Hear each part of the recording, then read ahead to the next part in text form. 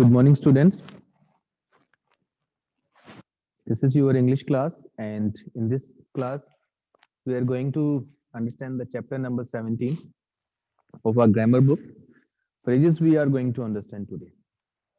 So please open the chapter number 17 of your grammar book. Phrases we are going to study today. Now let's start to understand phrases. Define a phrase. In chapter first, we have already read a group of words that make sense but not complete sense is called a phrase. A group of words that makes complete sense is called a sentence. तो हमें यहाँ पे ये समझना है कि ऐसे words का ग्रुप यानी कि कुछ वर्ड्स का ग्रुप हो, अगर वो मीनिंग पूरा कंप्लीट कन्वे करें तो वो ग्रुप जो होता है वर्ड्स का वो कहलाता है सेंटेंस। परंतु अगर वर्ड्स का ग्रुप हो और वो कंप्लीट मीनिंग ना कन्वे करे तो वो इनकम्प्लीट मीनिंग कन्वे करता है, तो वो जो ग्रुप होता है वो कहलाता है फ्रेज। जैसे कि Mrs Mehra is a woman of great intelligence. तो अगर यहाँ पे कहें Mrs Mehra is a woman of great intelligence, तो ये पूरा सेंटेंस क्या है? ये एक सेंटेंस है, यानी कि पूरा जो ग्रुप है वर्ड्स का वो सेंटेंस है। And if you talk about only a woman of great intelligence, that is a phrase. And if I say the traveler sat down under a tree, that group of words is called a sentence. But if I talk about under a tree, that is phrase.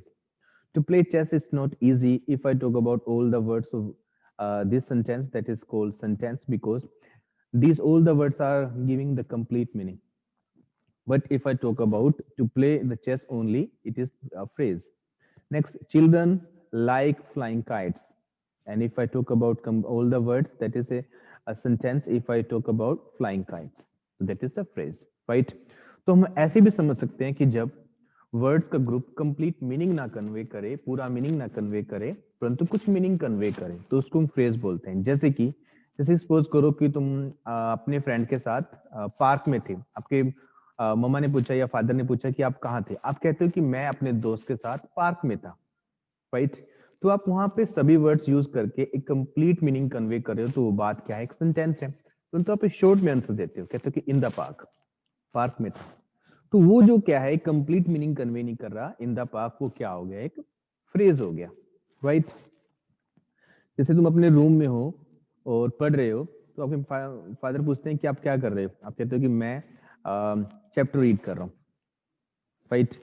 तो वो क्या हो गया? एक sentence हो गया।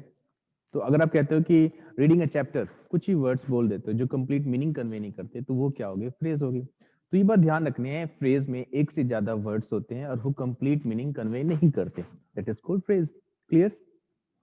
Next point, all the four group of words given above are sentences, for they make complete sense, and expressions printed in bold letters are all phrases. Same thing I have told you. From the above examples, it should be clear that a phrase is usually part of a sentence. A phrase does not contain a finite verb. जो phrase होती है उसके अंदर finite verb नहीं होती, यानी कि main verb नहीं होती। finite verb हालांकि कभी कभी helping verb को भी finite verb बोल देते हैं, जैसे I am a teacher, तो am यहाँ पे finite verb है। But it may contain a non-finite verb, infinitive, a participle, gerund. In sentence 3, to play chess contain an infinitive. In sentence 4, flying kites contain a gerund. तो जो यहाँ पे हमें ये समझना है कि जो फ्रेजेस होते हैं उनके अंदर मेन वर्ब नहीं होती। मेन वर्ब का कहने का मतलब है फाइनाइट वर्ब नहीं होती वहां पे, परंतु नॉन फाइनाइट वर्ब्स हो सकती हैं, जैसे इन्फिनेटिव हो सकती है, पार्टिसिपल हो सकते हैं, जेरेंड हो सकते हैं, राइट? तो इस तरह की वर्ब्स उसमें हो सकती हैं। Next, we know that a sentence a word can act as a noun, a pronoun, an adjective, etc. How does a phrase act? A phrase can act as an adjective, an adverb or a noun. तो जैसे कि हम सभी को पता है कि sentence के अंदर जो वर्ड्स होते हैं, तो वो जो किस तरह एक्ट करते हैं, वो एक्ट करते हैं, कोई नाउन की तरह एक्ट करता है, कोई प्रोनाउन की तरह एक्ट करता है, कोई एडजेक्टिव की तरह एक्ट करते हैं, कोई एडवर्ब की तरह एक्ट करते हैं। तो हर एक वर्ड सेंटेंस में अलग अलग तरीके से एक्ट करता है। उसी तरह हमें ये समझना है कि जो फ्रेजेस होती हैं वो सेंटेंस में किस तरह एक्ट करती हैं, राइट? तो फ्रेजेस जो होती हैं वो तीन तरह की होती हैं, यानी कि वो तीन तरह से एक्ट करती हैं। Basically first is called adjective phrase, second is called adverb phrase and third is called a noun phrase. तो एडजेक्टिव फ्रेज यानी कि जब एक से ज्यादा वर्ड्स किसी सेंटेंस में एडजेक्टिव की तरह काम करें, जैसे कि एक वर्ड काम करता है, जब फ्रेज उसी तरह काम करे। एडजेक्टिव क्या काम करता है? किसी को क्वालिफाई करने का, किसी के बारे में एक्स्ट्रा इंफॉर्मेशन देने का। किसके बारे में? नाउन या प्रोनाउन के बारे में।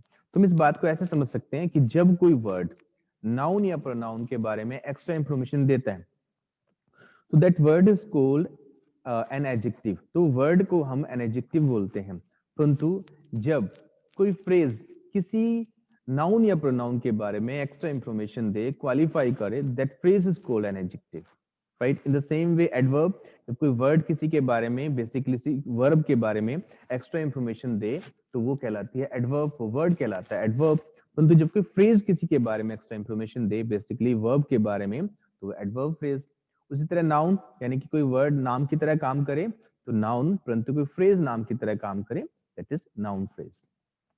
Right? Let's understand adjective phrases. A phrase that acts as a adjective in a sentence is called a adjective phrase। यानी कि कोई जब phrase adjective की तरह काम करे sentence में, adjective phrase बोलते हैं। Let us take a few examples। कुछ examples दिए गए उनको समझते हैं। We purchased a steel almirah, adjective। तो देखो यहाँ पे वर्ड है we purchased a steel almirah। तो steel जो वर्ड है एडजेक्टिव है। क्यों है? क्योंकि वो अलमीरा के बारे में एक्स्ट्रा इंफॉर्मेशन दे रहा है कि हमने अलमीरा तो परचेज की है, परंतु जो अलमीरा है वो स्टील की है। यानी कि अलमीरा के बारे में एक्स्ट्रा इंफॉर्मेशन देने वाला वर्ड कौन सा? स्टील है। अलमीरा एक नाउन है, नाउन के बारे में एक्स्ट्रा इंफॉर्मेशन देता है, उसके बारे में फर्दर डिटेल यानी कि क्वालिफाई करता है, तो उसको हम क्या बोलते हैं? उसको हम बोलते हैं एडजेक्टिव। राइट? तो ये जो वर्ड है स्टील, यहाँ पे क्या है? एक वर्ड है जो एडजेक्टिव है। Next sentence, we purchased an almirah made of steel. अब मेड ऑफ स्टील क्या है? एक से ज्यादा वर्ड है। अब जो एक से ज्यादा वर्ड्स हैं तो फ्रेज है। अब वो फ्रेज किसके बारे में, किसको क्वालिफाई कर रहे हैं? अलमीरा को, यानी कि नाम को क्वालिफाई कर रहे हैं। नाम को क्वालिफाई करने वाली फ्रेज क्या होती है? Adjective phrase. यानी कि हम ये कह रहे हैं वी परचेज अलमीरा, हमने अलमीरा खरीदी, मेड ऑफ स्टील। वो किस तरह की अलमीरा है? मेड ऑफ स्टील, यानी कि स्टील की बनी हुई। सॉरी। तो हम कह सकते हैं like made of steel is here a phrase, an adjective phrase. Right? Next point. In sentence 1, the word steel describe the noun almirah, so it is an adjective. In sentence 2, the word steel has been replaced by the phrase made of steel, but this phrase can describe the noun almirah, so it is an adjective phrase. Right? तो आपको समझ में आ गया होगा कि कोई जब words किसी को, वर्ड्स नॉट वर्ड, वर्ड्स किसी को क्वालिफाई करें, नाम को क्वालिफाई करें, तो वो क्या होते हैं? Adjective phrases.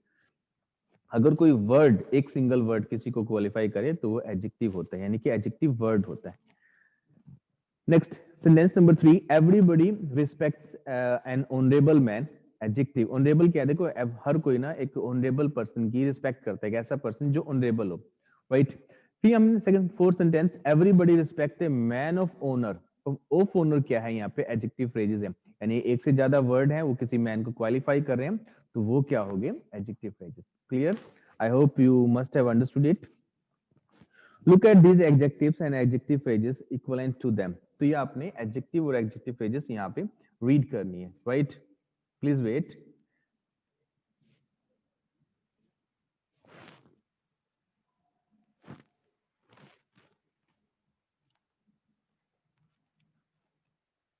Wait please.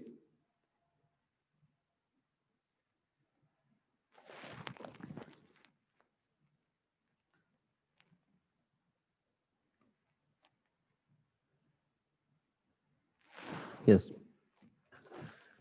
Look at these adjectives and adjective phrases equivalent to them। ये जो adjective और adjective phrases हैं वो एक दूसरे के equivalent हैं, यानी कि चाहे हम adjective यूज कर लें, चाहे हम adjective phrases यूज कर लें। अ फियरलेस मैन, अ फियरलेस मैन अगर हम किसी को कहना हो तो फियरलेस के स्थान पे हम एडजेक्टिव फ्रेजेस भी यूज कर सकते हैं। हम बोल सकते हैं a man without fear. Stone walls, यानी कि पत्थर वाली वॉल्स, इसको बात को ऐसे ही बोल सकते हैं walls made of stone. Both the ways are right. A cruel man, a man of cruel nature. Indian goods, goods made in India. An experienced teacher, a teacher with experience. So both the things are right. They are equivalent to each other. Right? Pick out the adjective phrases in these sentences। तो यहाँ पे कुछ sentences दिए गए हैं, उनमें से आपने adjective phrases pick out करनी है। One or two I will let you know, and rest of examples, rest of sentences you have to do by yourselves। Now first sentence is that a young girl with a smiling face greeted me at the door। एक young girl जो जिसका face smile वाला था उसने मुझे door पे grated किया। तो कौन सा पार्ट यहाँ पे एडजेक्टिव फ्रेज है? विद अ स्माइलिंग फेस, यानी कि ये जो पार्ट है विद अ स्माइलिंग फेस, ये फ्रेज है क्योंकि ये नाउन को, ए यंग गर्ल को डिस्क्राइब कर रहा है कि ऐसी गर्ल जिसके फेस पे स्माइल थी, जो स्माइल कर रही थी, greeted me at the top. With a smiling face, ये क्या हो गया? Adjective phrase. This is a question of great importance, this is a question of great importance. Of great importance क्या है? एडजेक्टिव फ्रेज है क्योंकि क्वेश्चन को qualify कर रहे हैं। ये इसमें एक से ज्यादा वर्ड्स हैं तो ये फ्रेज है, क्वेश्चन को, नाम को क्वालिफाई कर रहे हैं, तो ये क्या हो गया? एडजेक्टिव फ्रेज होगी। द किंग वोर a crown made of gold, made of gold क्या है यहाँ पे? एडजेक्टिव फ्रेज है क्योंकि वो इसको, इस वर्ड को क्वालिफाई कर रहे हैं, right? And rest of examples you have to do by yourself, right? Next, replace the underlined adjectives phrases by adjectives having nearly the same meaning. Make any other changes if necessary for oral practice. Popular, honorable, memorable, witty, woolen, professional. तो यहाँ पे जो adjectives phrases दी गई हैं उनके स्थान पे उनको हटा के आपने एडजेक्टिव्स वर्ड्स यूज करने हैं, और उसके अलावा अगर कोई और चेंजेस होता है तो आपने वो भी करना है। जैसे Brutus was a man of honour, तो हम यहाँ पे लिख सकते हैं Brute was an sorry honourable man. तो ऑफ ऑनर के स्थान पे हम ऑनरेबल यूज कर सकते हैं, परंतु ऑनरेबल को कहाँ यूज करेंगे? मैन से पहले, क्योंकि वो मैन को क्वालिफाई कर रहे हैं। Brutus was an honourable man, right? Second examples, 15th August is a day to be remembered. So हम यहाँ लिख सकते हैं 15th August is a memorable day. 15th August is a memorable day, right? And rest of examples you should do by yourselves. Next, replace the underlined adjectives by adjective phrases. अब यहाँ पे कुछ adjectives words दिए गए हैं, उनको हटा के आपने एडजेक्टिव फ्रेजेस वहां पे फिल करनी है। जैसे I was given a responsible job, I was given a responsible job. In this you can write here I was given a job of great responsibility. I was given a job of great responsibility. Right? Next, the principal raised some important issues. The principal raised some important issues. You can write here, the principal raised some issues of importance. Right? Some issues of importance. Right? And rest of examples you should do by yourself. Next, exercise number 4. Add suitable adjective phrases after the underlined words.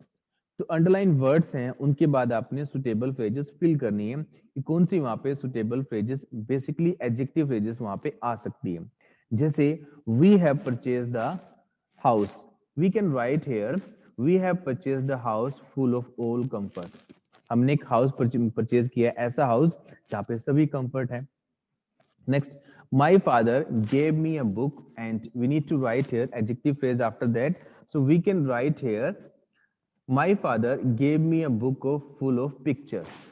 Full यानी कि मेरे father ने एक मुझे ऐसी book दी है जिसके अंदर बहुत सारी पिक्चर्स हैं। तो फुल ऑफ पिक्चर्स क्या है? यहाँ पे एडजेक्टिव फ्रेज है क्योंकि वो बुक को क्वालिफाई कर रही है, right? In the same way rest of examples you should do by yourself. Position of adjective phrases, अब यहाँ पे हमने समझना है कि एडजेक्टिव फ्रेजेस की पोजीशन कहाँ पे होनी चाहिए, उसको कहाँ पे लिखना चाहिए। Adjective phrases must be placed close to the nouns they describe.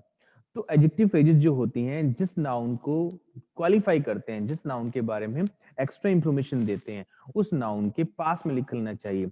Otherwise the sentence में लुक ऑब्सर्ड, ऑब्सर्ड सॉरी। तो जो सेंटेंस है बिल्कुल ही भद्दा दिखाई देगा अगर तुम ऐसा नहीं करोगे। जैसे my friend boat a table from a shopkeeper with 4 legs। तो मेरे फ्रेंड ने एक टेबल खरीदी एक शॉपकीपर से जिसकी 4 टांगे हैं। अब ये 4 टांगे किसकी हैं? टेबल की या शॉपकीपर की? देखो शॉपकीपर के पास में लिखने से लगता है कि शॉपकीपर की 4 टांगे हैं, परंतु हम ये कहना चाहते हैं कि मेरे फ्रेंड ने एक टेबल खरीदी जिसकी 4 टांगे हैं एक शॉपकीपर से। तो हमने वो टांगे दिखानी है टेबल के लिए, तो हमने वो 4 legs वाला सेंटेंस है वो टेबल के साथ में लिखना है। In this sentence with 4 legs is an adjective phrase. It describes the noun table, but it is placed close to the word shopkeeper. The way this sentence is framed, it implies that the shopkeeper had 4 legs, which is absurd.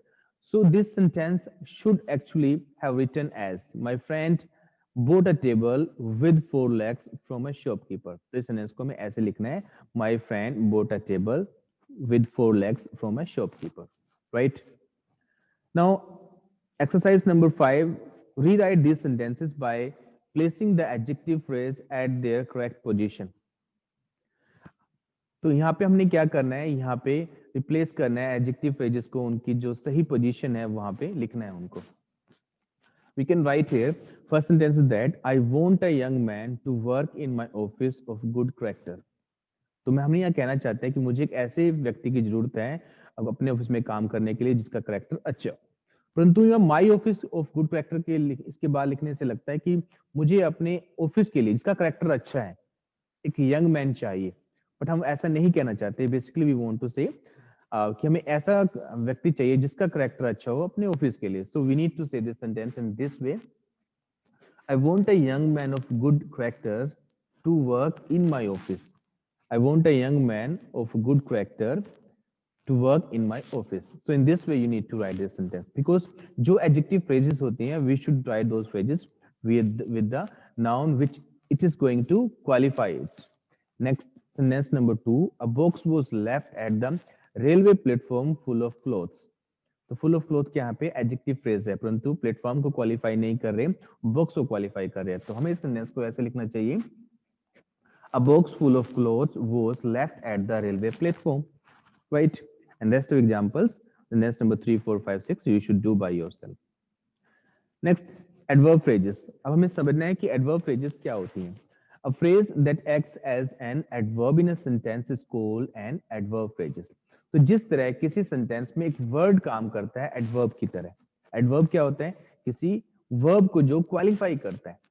तो अगर कोई word किसी किसी verb को qualify करे तो वो word कहलाता है एडवर्ब. राइट? परंतु जब कोई फ्रेज किसी एक्शन को क्वालिफाई करे, किसी वर्ब को क्वालिफाई करे, अब वो फ्रेज कहलाएगी adverb. Right? Let us take a few examples. She acted foolishly, यानी कि उसने फुलिशली एक्ट किया. उसने इस तरह का एक्ट किया कि वो फुलिशली था, यानी कि गलत तरीके से एक्ट किया उसने, मूर्खता से एक्ट किया उसने. तो मूर्खता से एक्ट करना किसके बारे में क्वालिफाई कर रहे हैं? उस लड़की के बारे में या उसके एक्ट करने के बारे में? बेसिकली उसके एक्ट करने के बारे में. तो फुलिशली क्या है यहाँ पे? क्वालिफाई कर रहा है वो एक्ट को. एक्ट क्या हो गया वहां पे? वर्ब. वर्ब को क्वालिफाई करने वाला वर्ड क्या कहलाता है? एडवर्ब. तो ये क्या है? फुलिशली क्या है? एडवर्ब है, शोइंग मैनर, जो तरीका शो कर रहा है. Next, second sentence, she acted in a foolish manner. She acted in a foolish manner. Adverb phrase. अब उसने क्या किया? एक foolish manner में एक्ट किया उसने. तो इन अ foolish manner क्या है? ये एक से ज्यादा वर्ड्स हैं. जब एक से ज्यादा वर्ड्स किसी वर्ब को क्वालिफाई करते हैं तो होते तो एडवर्ब ही हैं, परंतु उसको बोलते हैं adverb phrase. So in a foolish manner is called an adverb phrase. Right? In sentence 1, the word foolishly is an adverb describing the word acted.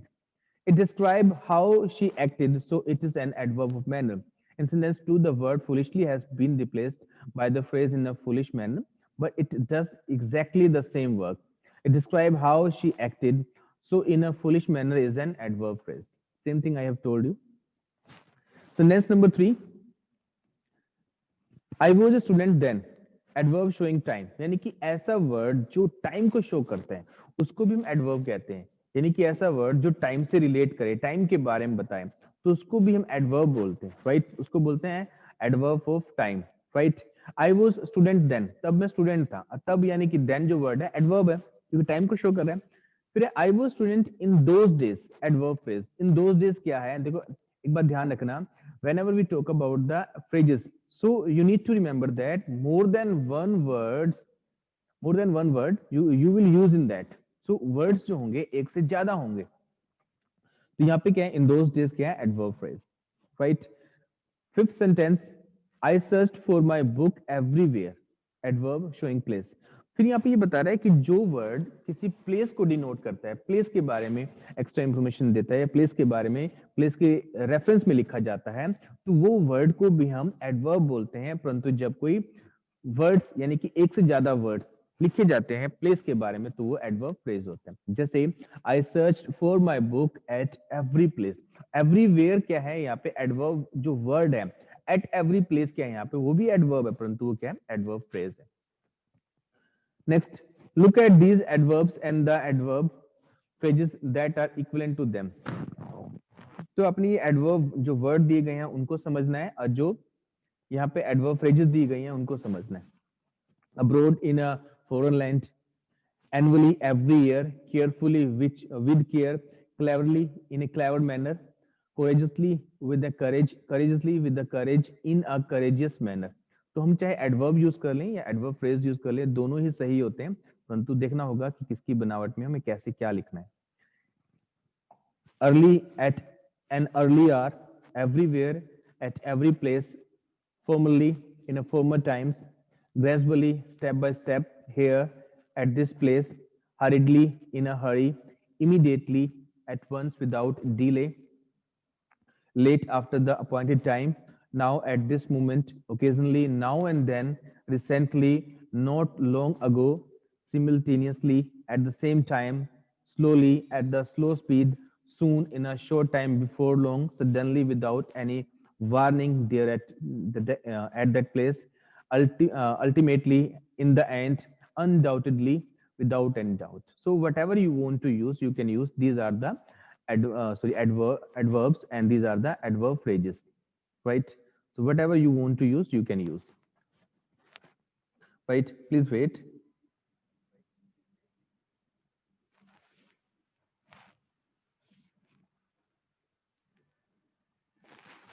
Yes, pick out the adverb phrases. अब हमें इन sentences में क्या करना है, adverb phrases pick out करनी है. जैसे first sentence है, our army fought in a brave manner.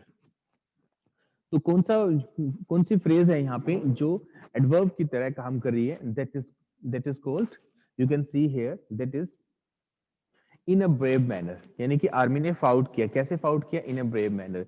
तो यहाँ पे इन अ ब्रेव मैनर उसके लड़ने के तरीके को बता रहा है. तो इन अ ब्रेव मैनर क्या हो गया? एडवर्ब फ्रेज जो फाउट यानी कि लड़ने के बारे में लिखा गया. अगर हम यहाँ पे लिख सकते हैं आर्मी फाउट ब्रेवली, तो ब्रेवली क्या होता है? यहाँ पे वो एडवर्ब होता, परंतु इन अ ब्रेव मैनर क्या है? वहां पे एडवर्ब फ्रेज है, क्योंकि वो लड़ने के बारे में बता रहा है, तरीके को बता रहा है, मैनर को बता रहा है. Next, His honesty and sincerity paid him in the long run. उसकी जो honesty है और sincerity है, उसको long run के लिए उसने उसको पे किया. तो यहाँ पे हमें समझना है कि यहाँ पे what is the adverb phrase here. So in the long run, तो ये क्या है? In the long run क्या है यहाँ पे? यहाँ पे adverb phrase है, right? So in this way you need to find out the adverb phrases in all the sentences, right? Exercise number 7. Replace the underlined adverb phrases by an adverb of same meaning for oral practice. तो ये आपने जो adverbs दिए गए हैं वहां पे उनको ये लिखना है. एडवर्ब्स को कहाँ पे लिखना है? एडवर्ब फ्रेजेस के स्थान पे. जैसे whole heartedly, undoubtedly, cautiously, punctually, frequently, valiantly, everywhere, here, quickly, loudly, immediately, briefly. तो ये सारी क्या है? एडवर्ब्स हैं. तो एडवर्ब्स को लिखना है एडवर्ब फ्रेजेस के स्थान पर. जैसे answer this question in a few words. तो फ्यू यानी कि थोड़े से वर्ड्स में आंसर दो. तो इस बात को हम ऐसे भी लिख सकते हैं, जब मैं adverb phrase use sorry adverb word use करना, तो हम इस बात को ऐसे भी लिख सकते हैं, answer this question briefly. Briefly का मतलब एक ही होता है इन अ फ्यू वर्ड्स. तो इन अ फ्यू वर्ड्स क्या है? वहां पे एडवर्ब फ्रेज है, और ब्रीफली क्या है? वहां पे एडवर्ब एक वर्ड है. Next, it is raining hard so drive with caution. तो हम अब लिख सकते हैं it is raining hard so drive cautiously. Next, the captain called the goalkeeper in a loud voice. We can write here the captain called the goalkeeper loudly, right? And rest of the examples you should try by yourself, right? Exercise number 8. Replace the underlined adverbs by suitable adverb phrases. जो यहाँ पे adverbs दी गई हैं, underline की गई हैं, उनको हटा के वहां पे adverb phrases आपने fill करनी है, mention करनी है. जैसे we should bear our troubles patiently. तो हमें अपने जो troubles होते हैं, मुसीबत जो होती हैं, उनको patiently यानी कि धैर्य से उसको bear करना चाहिए, सहन करना चाहिए.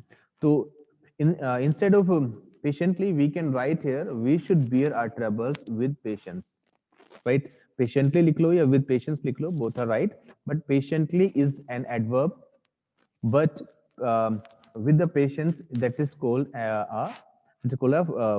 that's the adverb phrase, right? Next, they treated us kindly. They treated us kindly. Then we can say in this sentence, this sentence in this way. They treated us with kindness. Don't answer hastily. We can write here, don't answer in haste. Okay? So rest of you should do by yourself. Now let's talk about the noun phrase. A noun phrase that acts as a noun in a sentence is called a noun phrase. यानी कि जब कोई phrase noun की तरह काम करे, sentence में act करे, तो उस फ्रेज को बोलते हैं noun phrase. Let us take a few examples. कुछ एग्जांपल्स देखते हैं, उनको समझते हैं. I am reading comics. We like to listen to good music. Painting landscape is his hobby. To understand people is very difficult. तो ये जो words दी गए हैं, वो लेटर्स में जो फ्रेजेस दी गई हैं, सारी फ्रेजेस क्या हैं? ये नाउन फ्रेजेस हैं. कैसे हैं, क्यों ये noun phrases? Let's understand this. In sentence 1, the phrase reading comics answer the question love what. तो ये जो पहला हमारा सेंटेंस है, उसमें जो हम बात कर रहे हैं, reading comics answer question love what. जैसे मैं कहता हूँ I love reading comics, I love what. अगर हम वर्ड से क्वेश्चन करते हैं, अगर हम किसी सेंटेंस में सब्जेक्ट और वर्ब को जोड़ के वर्ड से क्वेश्चन करते हैं, जो आंसर होता है वो क्या होता है? वो नाउन फ्रेज होता है. क्योंकि जो ऑब्जेक्ट होता है, जब वर्ड से क्वेश्चन करते हैं तो ऑब्जेक्ट निकलता है, जो हम यूज करते हैं ऑब्जेक्ट वर्ब के बाद. तो जो ऑब्जेक्ट होता है वो नाउन या प्रोनाउन होता है. अगर उसी स्थान पे अगर हम कोई फ्रेज यूज करते हैं तो वो फ्रेज क्या होगी? नाउन फ्रेज होगी. दोबारा समझो मेरी बात को, कि अगर मैं कहता हूं आई लव माई पेरेंट्स, फिर मैं कहता हूं व्हाट डू आई लव, तो माई पेरेंट्स क्या है? यहाँ पे नाउन है, नाम की तरह काम कर रहे हैं, ऑब्जेक्ट है. तो अगर मैं कोई फ्रेज यूज कर दूंगा वहां पे, तो फ्रेज क्या होगी? वो फ्रेज भी क्या होगी? नाउन फ्रेज होगी.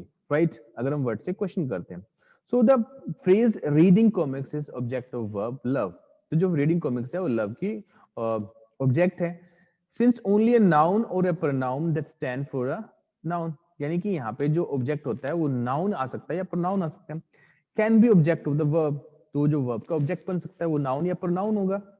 The phrase act a noun, hence it is a noun phrase. तो वहां पे जो फ्रेज आएगी तो वो कहलाएगी noun phrase. Clear? Next, in a sentence, to the listen to good music is object of a verb, like in the sentence 3, painting landscape is object of the verb is, and in a sentence 4, the understand people to subject of verb is. Since all the phrases are acting as nouns, they may be called noun phrase.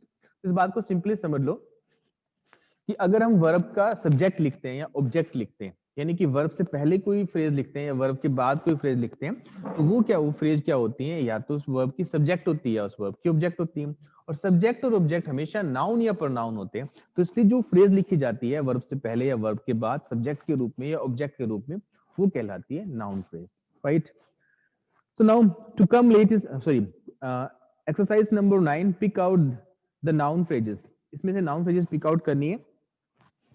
To come late is bad. तो हमें क्या समझना है यहाँ पे? इसमें noun phrase कौन सी है हमें ढूंढ निकालनी है. तो first is that to come late is bad. तो इस जो हमारी वर्ब है, वर्ब से पहले वाले यहाँ पे एक से ज्यादा वर्ड्स है, तो ये क्या है? टू कम लेट इज हमारा क्या noun phrase. She hopes to win the top position. To win the top position is that is called noun phrase because it is the object of hopes. Right? Next, interfering in others' affair is objectionable. Interfering in others' affair, that is called noun phrase. Right? जब कोई phrase noun की तरह काम करे, यानी कि subject या object की तरह काम करे, तो उसको बोलते हैं noun phrase. Now exercise number 10. Fill in the blanks with suitable noun phrase. यहाँ पे आपने सुटेबल नाउन फ्रेज फिल करनी है. जैसे is your own responsibility. So we can write here to come late is your own responsibility. Next, would you like to win the top position? Would you like to win the top position? So whatever you think that is suitable for that fill up, you can write. Okay. Now let's come on the exercise number 11. See whether the underlined phrases are noun, adjectives or adverb phrases. आपने बताना है कि जो phrases underline की गई हैं, वो बताना है कि वो phrases noun phrase हैं या adjective phrase हैं या adverb phrase हैं. Let's talk about it. Flying the sky is no longer impossible. तो यहाँ पे जो underline word है flying in the sky. So we have to understand either these phrases are noun phrase or adjective phrase or an adverb phrase. So what is this? So this is a noun phrase. Why? Because you can see here that the is a verb here. So that part has been used here as a subject. So if any part means any phrase is used as a subject or object of verb that is called noun phrase. अगर कोई भी part यानी कोई भी phrase subject की तरह use हो या ऑब्जेक्ट की तरह यूज हो यानी वर्ब का सब्जेक्ट बने या वर्ब का ऑब्जेक्ट बने, इस बात को ऐसे भी समझ सकते हैं सब्जेक्ट से पहले लिखी जाए, सॉरी वर्ब से पहले लिखी जाए, वर्ब के बाद में लिखी जाए, तो वो फ्रेज क्या होती है, नाउन फ्रेज होती है। Next, put these boxes in the cupboard. तो ये क्या है, हमें ये हमारी एडवर्ब फ्रेज है क्योंकि put this boxes where in the cupboard. तो वेयर का रिप्लाई जो करती है, प्लेस को जो बताती है, टाइम को बताती है, मैनर को बताती है, वो फ्रेज कहलाती है adverb phrase, right. That car with tint glasses is mine, that car with tinted glasses is mine. Tinted glasses ये क्या है हमारा, ये कार के बारे में एक्स्ट्रा इंफॉर्मेशन दे रही है ये वाली फ्रेज। तो ये कार क्या हमारा नाउन है यानी कि नाम है, so that means it means with tinted glasses, that is an adjective phrase, right? Next, sentence number 4. The girl standing behind the chair is cousin, is my cousin. So standing behind the chair, that is, we are describing about the girl, that is also an adjective phrase. So this is standing behind the chair is an adjective phrase. Okay. So in this way, you need to recognize all the phrases, right?